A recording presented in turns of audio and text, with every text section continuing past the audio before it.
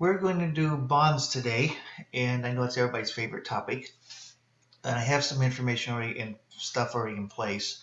But the bonds we're going to have is a $100,000 bond, 10% interest, 12% effective rate. Now remember, anytime the effective rate is greater than the stated rate, it will be a discount. And these bonds are going to be paid semi-annually, and they're for 5-year bonds. We're also going to do premiums later, and probably in another video, and then also the straight line methods for both discounts and premiums as well, and redemption. So for this one, we will find out, first we have to find out how much we're actually going to be paying dividends. So we would take the 100,000 times the 10% times 0.5, because remember it's a half a year, and if we do that, we know that it's going to be $5,000. Okay, so then we'll go to the present value tables. And what we'll find there, and this is the present value of an annuity because you get that every 6 months. Now remember, we use the effective rate, which would be the 12%, but we want to divide it by 2, so we want 6% for 10 pay periods. And you'll see that's 7.360087. And this one will be the 100,000 times, now this is the present value of a payment or single payment, and so that's table 2 more likely, and that would be the 0.558395. Okay, and I put those in the wrong columns, so I'll move those over there. Okay, so over here we want to equal round, and we would have the 5,000 times the 7.360087, comma 0, so that gives us $36,800. And this one is equal round. Probably don't really need the round function on this one, but good habit. 100,000 times 0.558395, comma 0, and that gives you 55,840, which we then add those up, and the present value then of the bond is $92,640. So that is what we put in here for the carrying value to start with, is $92,640. That's my very beginning, and my discount then would be the 100,000 minus the $92,640. So the unamortized discount is $7,360. Okay, now use the present value tables. The interest is an annuity, so that's table 4, and the others of table 2, which is a one-time payment. Okay, and you cut the interest payments in half and double the periods. So it's 12%, and the 10% is only used to calculate the interest that you pay. So like here it's the 100,000, and we'll put an F4 there, times the 10%, and I want that anchored, and then we'll take that times 1/2, because that is the payment we're going to make all the way through. So that's why it's 5,000. Okay, the interest expense is equal to the carrying value times the effective rate times 0.5. And for that, we probably need to use the round function,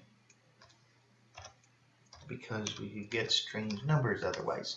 And that gives you 5558. The discount to be amortized is the difference between these two. This is the effective interest method, so we just simply take the difference there. The unamortized discount, well, we got rid of that one, minus the 558, because that's how much we've amortized. That needs to be 0 when we get done. And this one, we add the discount to be amortized, because we want that to equal 100,000 when we're done. And if you do that and you copy this down, then hopefully it should work. Now, you notice in the last one here we have $1, and that's because of rounding. So for that, we simply need to increase 5944. We have to type it in, and that takes care of it. That's because of rounding. If you carried the pennies in there, it would be different. Okay, so that's how you do your table. Then what we'll do is for the cash amount, we take cash. Well, that's the 92,640. The discount on bonds payable is the 73.60, and of course your bonds payable is the 100,000. Bonds payable is always at face value. Remember, they usually come in $1,000 denominations.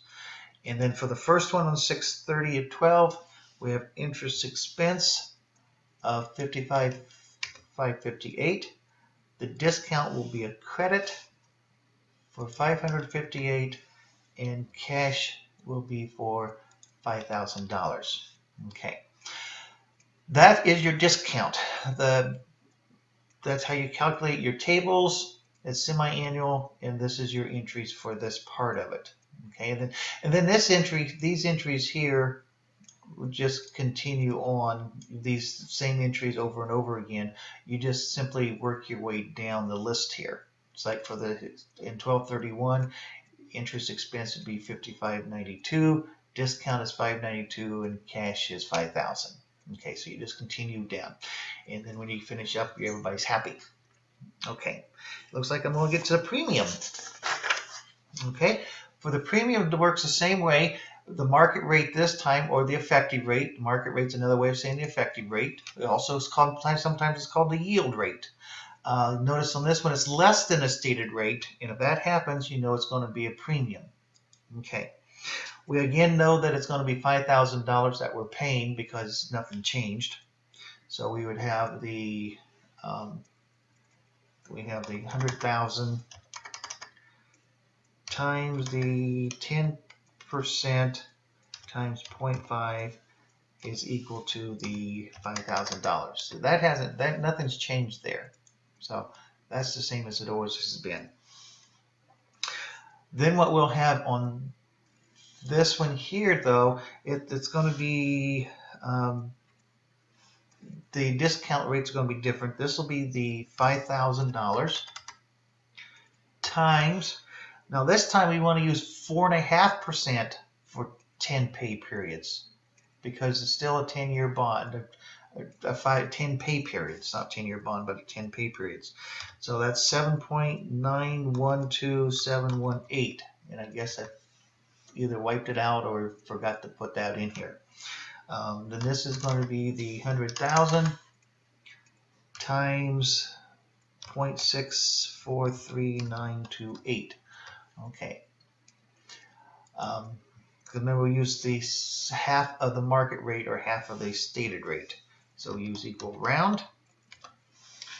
The 5,000 times 7.912718, comma 0, and that should give us 39,564. And over here is equal to the round. The 100,000 times 0.643928 and comma 0, and that gives you 64,397.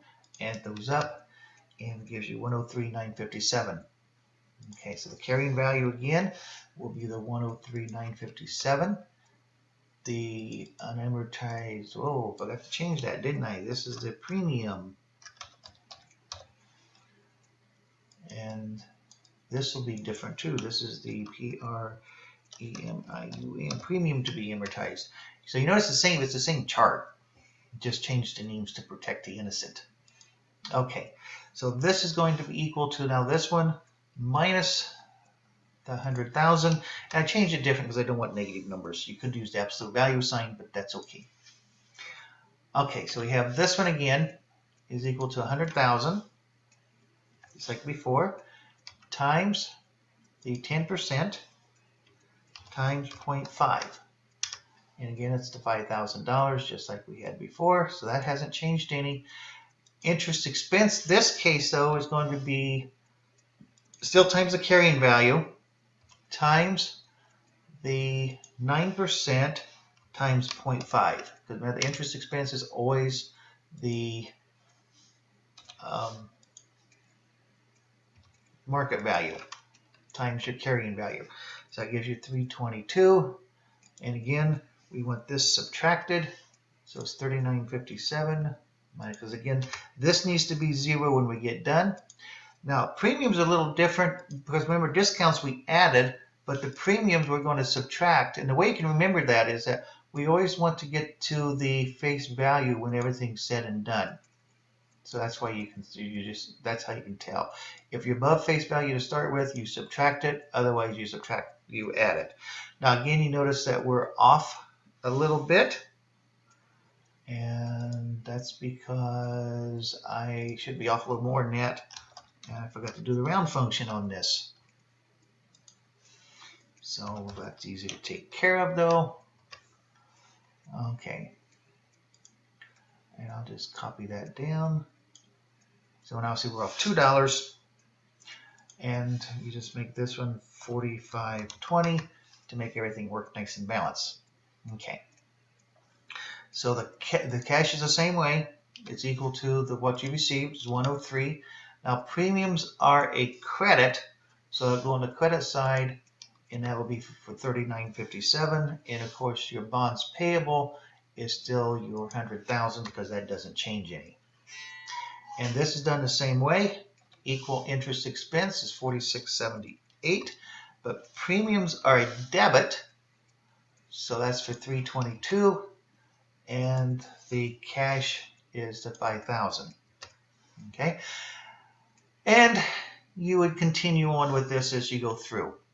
Okay, so to recap a little bit, remember the discount up here, use your tables, use the same tables for these, except on the tables, use the market rate, and if it's quarterly, you divide it by 4, and then multiply the time period by 4. So you have to look at the time period you're talking about. But always use the market or the effective rate for the tables. The stated rate is only used to calculate the interest paid. Okay, so that should be it for this one, and we will see what happens with the discounts.